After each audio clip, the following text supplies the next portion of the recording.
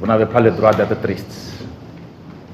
Voilà, c'est le sport, c'est le football qui est comme ça.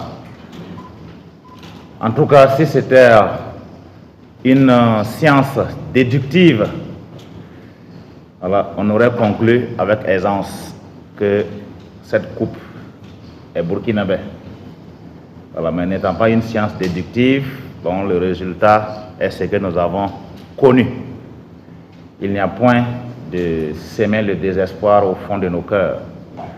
Vous avez mené un combat qui mérite d'être salué à sa juste valeur et je suis là pour vous le dire.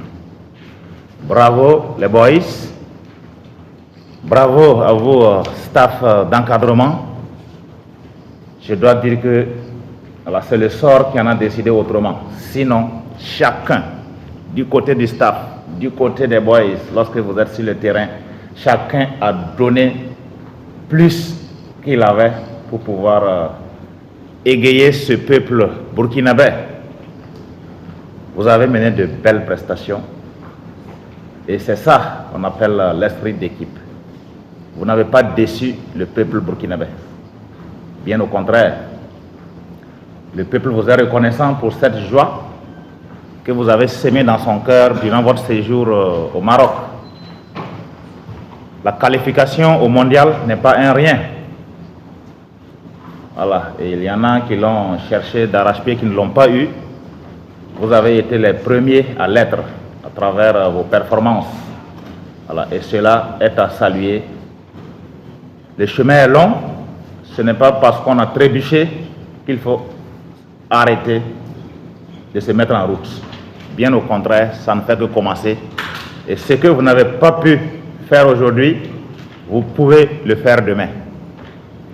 Alors, un seul message, continuez de croire en vous-même, continuez d'être ces boys bien disciplinés. Vous avez le droit d'être fiers et des voix plus autorisées que la mienne auront l'occasion de s'adresser à vous. Voilà, pour que nous puissions tirer leçon du passé pour pouvoir mieux envisager le futur avec confiance.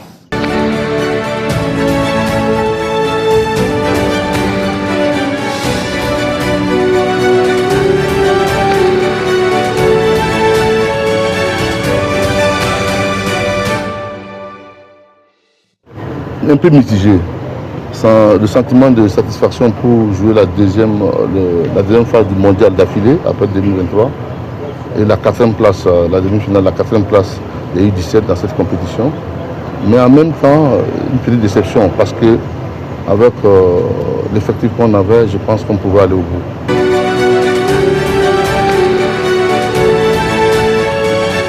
Une question. Parce que même au niveau de l'organisation au sein de la CAF, les gars me posaient cette question, qu'est-ce qui n'a pas marché? Vous avez la meilleure équipe qui s'était préparée pour la finale. C'est ça aussi le football, c'est ça ce piment émotionnel du football, c'est ça la réalité du football. Là où on se pense qu'on est plus fort, on peut trébucher.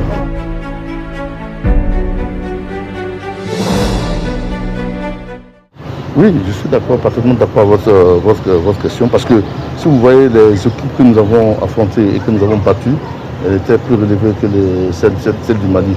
Donc je pense que même au niveau de la délégation, même au niveau de l'encadrement technique, mais aussi au niveau des joueurs, on a pensé que c'était plus facile de jouer le Mali. Parce que vous savez, quand les gens parlent, nous avons battu le Mali déjà. Non, pas en match amical. La Coupe d'Afrique passée en 2023, nous avons pris la troisième place devant le Mali. Et cette fois-ci, en match amical, nous sommes allés battre les Aiglons chez eux, alors qu'aucune équipe n'avait battu les Aiglons sur les sols.